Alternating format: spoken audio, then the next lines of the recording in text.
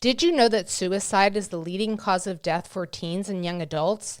According to the CDC, suicidal ideation and attempts among teens are nearly twice as high as they were pre-pandemic. We'll discuss this and other interesting facts about mental health with author and advocate Mark Henick on this episode of The Curious Professor.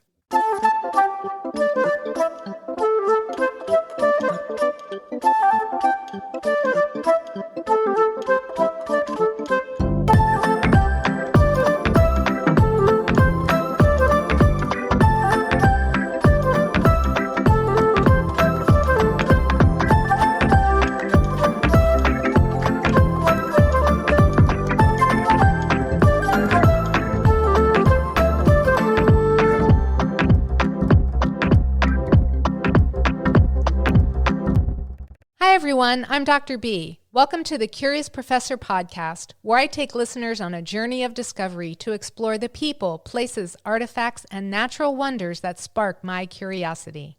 On this episode of the Curious Professor podcast, we'll discuss depression, resilience, recovery, and hope with speaker and mental health advocate Mark Henick. But first, a trivia question. How many people die by suicide each year in the USA? I'll have the answer for you at the end of this episode. I'm thrilled to have Mark Henick on the show today. Mark's TED Talk, Why We Choose Suicide, is among the most watched in the world with over 6 million views. Mark has appeared in more than 100 television segments and countless more radio, print, and online features about mental health. His work has been featured in media across Canada, the UK, and the United States. Mark previously served as the youngest board director for the Mental Health Commission of Canada and the youngest president of a provincial Canadian Mental Health Association division.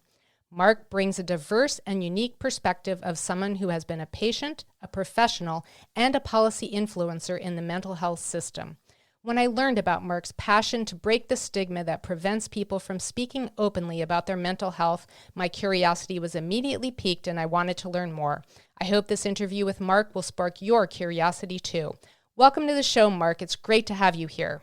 Thank you for having me. What is the most important thing that I should know about you? That I have, for my entire life, been living.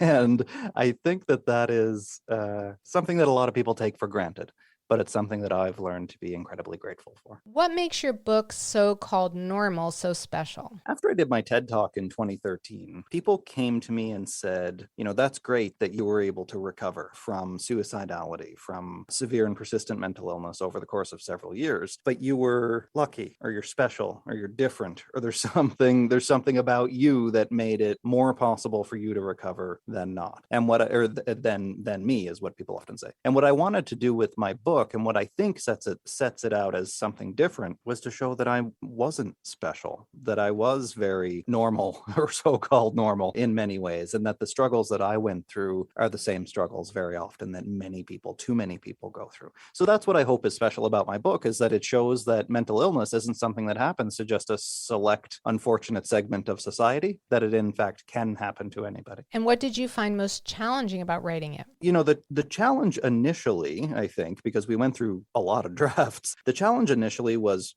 fear of going really deep into my own story. And I had done the TED Talk by this point already, so I thought I had a pretty good grasp of my story. I'd been speaking for a couple of years anyway, but there was this big gaping hole in there that initially, when I did the TED Talk, I didn't know who the stranger in the light brown jacket was who saved my life. So that was the first big gap that I had identified. After I, in fact, did find that man who saved my life, who pulled me off the edge of a bridge one night, the story that I tell in the talk, I realized that there were a bunch of points in my story that kept bubbling up into my present. It was like I was just always wearing my past just an inch below the surface. And I didn't know how to not live that way, to not be carrying that. So that, I think, was the challenge in writing the book, was to dig that stuff out from underneath my skin, to deal with it, and to put it back in a more coherent way. And I think that was also the work that I'm most grateful for with the book as well. It was the hardest to dig that stuff up again, but it was so necessary to do it. And do you consider this a transformational book? And what I mean by that is, in the process of writing it, I'm sure you were thinking about how you could help others, but while you were writing it, you also transformed yourself. The funny thing was, all of my work is about trying to help others, but writing the book really wasn't. I wrote the book for myself, and I took the process very seriously. I actually was working in a senior management role for a national charity back in 2017 when I got the book deal, and for months I tried to write it off the side of my desk, just as this is a book that I can write to help other people. And it became abundantly clear to me several months in that this wasn't something that I could write off the side of my desk, that I needed to dedicate my whole self to it. So I left that job. I went away to a Trappist monastery in the woods, and I wrote, it can be a bit intense. I wrote the first draft of this book, which my publisher wanted 90,000 words to begin with. That's about standard for a memoir. I ended up submitting, I think, on that first draft, 145,000 words or something. So it was way too long because I was just mining all this material. And then over the course of the next, what ended up being, I think, 2.5 years, we went through more than a dozen different drafts to really figure that story out. So, so it was for me. And time again in my story have seen that when I share myself most authentically, most personally, that's actually what ends up helping people the most. It's not when I come out and say, hey, here's a catchy acronym for something you can do to remember how to take care of yourself. It's no, I'm having a really hard time right now, and I feel like an imposter, and I don't know what I'm doing half the time. And that's the stuff that clicks with people. So do you feel like there's another book inside you? I'm working on it now. It's a very different book. What started out as, hey, I have this idea. I said to my literary agent, I've got this idea for a book. And he said, great, work on an outline for it. Because in the writing process, you query, see if there's interest, and then you do an outline, you write some sample chapters. I started doing the outline, and I ended up just 30,000 words just poured out of me. So I started writing the book, and I didn't even mean to. So I think that's the one that I really want to write. Not that I didn't want to write my memoir. I needed to write my memoir. This is the book that I'm working on that I want to write. So it's more of a passion project. I think it is. And it's more, I'm trying to unpack how people learn depression. And every time I say that, I find that there's a variety of responses I get from people. You don't learn depression. It's an illness, right? You get sick with depression. But if you actually look at the neurobiological basis of learning and memory, you have to neurologically learn depression. So I want to explore, how do we learn depression neurologically, psychologically, but then socially as well, because so much of my own personal experience was social conditioning. I didn't want to open up about my struggles because I received implicit messaging all around me all the time that it wasn't safe to open up about that. So I'm fascinated by how those three domains interact, and I've been getting bored with the current contents of my mind. So I've been trying to add more so that way I can have some more fun. Is it implied then, if you believe that depression is learned, then people can unlearn it? This is, I think, the most exciting part for me, that's really where I started. How do you unlearn depression? What is recovery? And I think there's a lot of different routes to that, but I came back to what really triggered it for me was that looking at conditioning research, classical conditioning research, operant conditioning research over the last many years, I don't want to get too technical, too into the weeds on this, but it turns out that you can't, literally speaking, unlearn a response. You can't erase something that has already been imprinted in you. That really resonated with me because I can't unthink my past thoughts of suicide. I can't just suddenly forget that I, for a good chunk of my teenage years, wanted to die. So then what can I do? If I can't erase that, and we've been trying to do that in clinical circles for a long time, whether it's lesioning or surgery or electrocution or all kinds of ways to try to erase those pieces. So then what can you do instead? And it turns out if you can find, or build, I should say, more efficient pathways that do the same things, but in a more productive way, in a healthier way, that then those pathways can take over from the unhelpful pathways. And that, so then therefore we're layering learning. We can relearn healthier ways of being, neurologically speaking, rather than just always focusing on, I wish I didn't have this. Well, you do. So there's this piece of acceptance that is required in order to change. And I love that idea. You're a mental health advocate, and you feel it is important to talk openly about suicide. Tell us why you think this is so important. Well, first of all, we know that talking about suicide doesn't give people the idea to go out and do it. This has been researched many times, and one of the most effective protective factors against suicide is talking openly. So if for no other reason, that it helps to reduce suicide, if we can reduce the stigma around it and the silence around it. it. Now, there are helpful ways and unhelpful ways of talking about suicide. We know that, you can compare the media coverage of Kurt Cobain's death back in the 90s when he died by suicide compared to Anthony Bourdain and Kate Spade later on. Robin Williams is a less sterling example because there were a lot of mistakes made in the coverage of his suicide. But what I think that really shows, though, why I mentioned those notable people, everybody's notable, but why I mentioned those celebrities is because it really provides a contrast of how far we've grown in this conversation about suicide. We need to be able to talk about it realistically, but we also need to inspire hope. Suicide is not inevitable. 100% of suicides, I would argue, somewhat controversially, I think, 100% of suicides are preventable. The problem is that we're failing to prevent them because we're failing people as a society. So I think that we need to have these conversations because that's what really brings these issues out into the open, and that's what gets people access to the types of help that we know can help them with the underlying issues that lead to suicide. You also speak of a lack of options or choices, a loss of hope. You talk about collapse perception and its relationship to suicide. Tell us more about these ideas. So I think for me, the toxic combination is that of hopelessness and helplessness. When you feel like nothing will ever get better, hopelessness. And even worse, that there's nothing you can do to make it better or to assist it in getting better. That's the helplessness piece. When those two things cross, then you find yourself stuck. And I use the term cognitive or perceptual collapse in the TED Talk, which really caught on for people, it seems, ever since then. And really what's at the core of that is cognitive rigidity, that when you're feeling threatened, when you're feeling like you are hopeless and helpless, like you have no other options, evolutionarily speaking, your mind collapses in to focus on the things that you can control, to be hyper aware of the things that keep you alive. Because even, ironically, even when you're suicidal, it's your brain's default to keep itself alive. That's its own, your whole body is just a life support system for your brain. That's what it's supposed to do. So it thinks it thinks it's helping to try to do things that are often maladaptive, collapsing your perception in on this one thing, in my case, suicide, that I thought that I had control of, or my own life. So I think for me, that idea really, and the point of the TED Talk, was to examine how that impacts how we see the world, and specifically our free will, our ability to choose. Do people choose to end their life? I actually don't think that I think they decide to end their lives, but they don't choose because it's not a free choice. If your choice is, this is my only choice, then that's not a choice. And I think that's where that cognitive collapse necessarily leads you, is to that place where it blocks everything else out and it feels like that's your only option. So that's the one that you act on. I'm a survivor of suicide. My father died by suicide when he was 45. What would you say to people like me whose lives were forever changed by the suicide of a loved one? Yeah,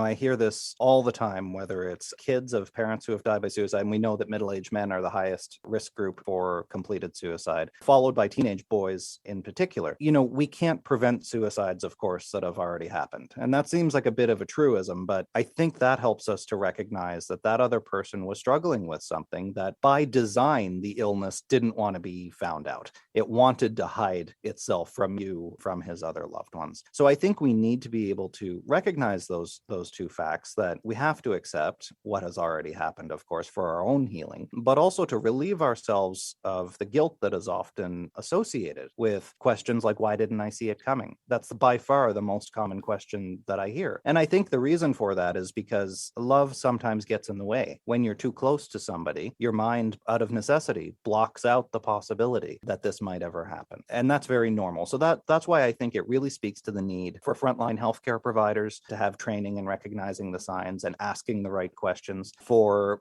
in a broad-based way, everybody to have some sort of gatekeeper training in terms of having effective, authentic conversations with people. And in particular, recognizing if there might be other risk factors, even if the person isn't expressing any kind of symptoms of a mental illness or signs that they might be suicidal, having these kinds of conversations in a cultural, having a society wherein it's okay for men in particular to talk about their feelings, then that on its own helps us to recognize when people might be suicidal and to get them the help that they need. So for family members, I think that it can be helpful to share your story as well, helpful. It's often helpful to share your story because there are so many other people who have gone through this too. And grief can feel incredibly isolating and lonely. But if there's anything that I've learned from sharing my own experience is that when you feel most alone, it turns out there's a whole lot of people out there who are feeling alone too. So you can all be alone together. And I think that's the way out of the darkness. Who's been your greatest influence on you and your work? Oh my. That's a great question. I've had a lot of influences, both academic. I mean, I identify as an intellectual, as an introvert, as a thinker, a reader. So there's a lot of people that, of course, I've never met or are long dead that have influenced me. And there's a small handful of people who are still alive and actually impacted me in practical ways. One of my most, or probably the most powerful influence that I had in the work that I do today was the stranger who saved me on the bridge that night. And I didn't realize that for a very long time, but he created in me this flashbulb memory, this imperative to be like the stranger in the light brown jacket who saved my life, to reach out to others, to create brave space for people, and to help people. So he was one of the most powerful influences for me, for sure. His name is Mike, by the way. I much later found him. But then intellectually, when I went away to college, for whatever reason, I think through the intervention of a really wonderful professor that I had, fell into Dante's works, the Divine Comedy, particularly the Inferno. I mentioned this briefly in the book, I think, as well. I don't remember if it made the final cut or not. It might have been too esoteric, but reading Dante's Divine Comedy and specifically the Inferno provided for me a map to my own mind, a map through my own depression. For those who aren't familiar with it, the Inferno starts with these images at the opening of hell. It's an epic quest of Dante's journey through hell, purgatory, and paradise, and it opens with him entering into hell from a place where he just feels completely lost. He just wakes up in the middle of the woods. He suddenly realizes he's lost and he doesn't know how he got there. And then as he progresses through hell, the opening image, the opening layers of hell are windy and chaotic and unintentional and blustery, I guess is the word. But then as he progresses deeper, at the very core of hell, the souls are encased in ice. They're completely immobilized and can't move. So the entire progression through hell for Dante is this perceptual collapse. It's this becoming rigid as you go down. And that's where that idea came from, actually, that at the worst part of hell, you're completely immobilized. And that for me was how depression felt, like I was frozen. Fascinating. So what's ahead? What are you most excited about right now? A number of things. I'm always excited about something. I'm an easily excitable person, even though I'm fairly even most of the time. I think people who know me know that I'm quite emotional and effervescent.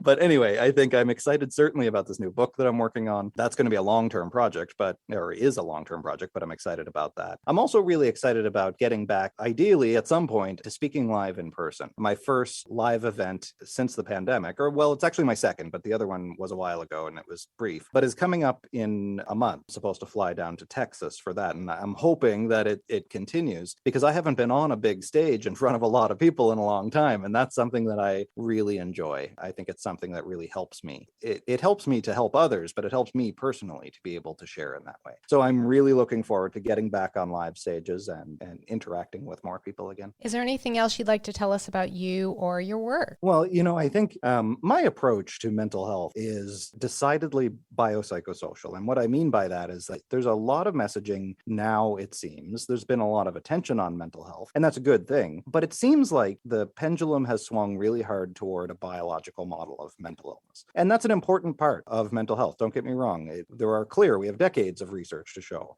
that there are biological and neurological correlates of mental illness. But the brain is necessary, but not sufficient for mental health. I think it's not enough to say, go take your pills or talk. It's important to talk to your doctor. It's important to do all those things, but I never recovered in hospital. And even working as a clinician, I never met anybody who recovered in hospital. We recover in the real world. So that's why I think it's important that people remember that, yes, your brain is important for mental health, but so is your diet, so is your exercise, so is having a fair living wage, so is having relationships that nourish you, so does having hobbies and interests that cultivate your passion. All of this stuff, it isn't just fluff. It's actually really important for your mental health. So I talk about that a lot, and I want people to know that there is no right way to recovery, that there are many routes to recovery. And I'm of the view that if one thing isn't working for you, there's lots of other options to try. So please try all of the options and persist until you get to a place in your life that is where you want to be. You deserve that. So pursue it doggedly. And just a quick question. What is your feeling about the transpersonal element? You had mentioned the staying in a Buddhist monastery at one point. Is that part of your perspective? Do you have any kind of spiritual component or transpersonal component to what you're doing? Yeah. So, I mean, I have an active, primarily Buddhist mindfulness practice now,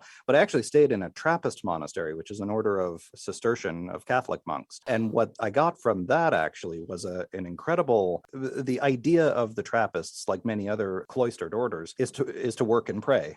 You do the work, and then you go and talk to God or whoever your vision of God is. This isn't just for Catholics. And then you go back to work again. Those are the only two things you have to concern yourself with. And why that was so important for me was that having that schedule, having that structure to my day just unleashed my creativity. And I think I learned so much about structuring my own day outside of the monastery as well, to be able to allow for that to happen. So, I think that between that experience, a very structured experience, as well as my meditative practices now in my day-to-day life, I think it's incredibly important to be able to face your inner self and everything that's in there. And sometimes it's not always easy. It's work sometimes. It's scary and hard sometimes, but you have to develop that relationship with that self inside you so you can develop that firm, solid inner core. And then it matters a lot less what happens outside of you. Everything else is just other people trying to find their own way too. So I think that's an important part of my ongoing well-being, is to make sure that I'm cultivating my relationship with myself in a spirit of kindness. And where can listeners find out more about you?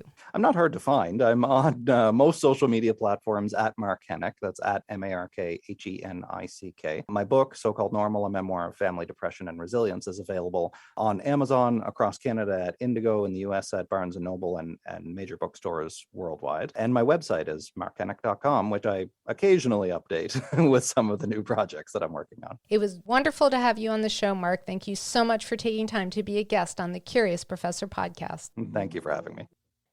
And now for the answer to this episode's trivia question. How many people die by suicide each year in the USA? According to the CDC, over 48,000 Americans die by suicide each year. That's one death by suicide every 11 minutes in the USA. We'll end the show with something punny. Why did the pediatrician get angry so often? Because he had little patience.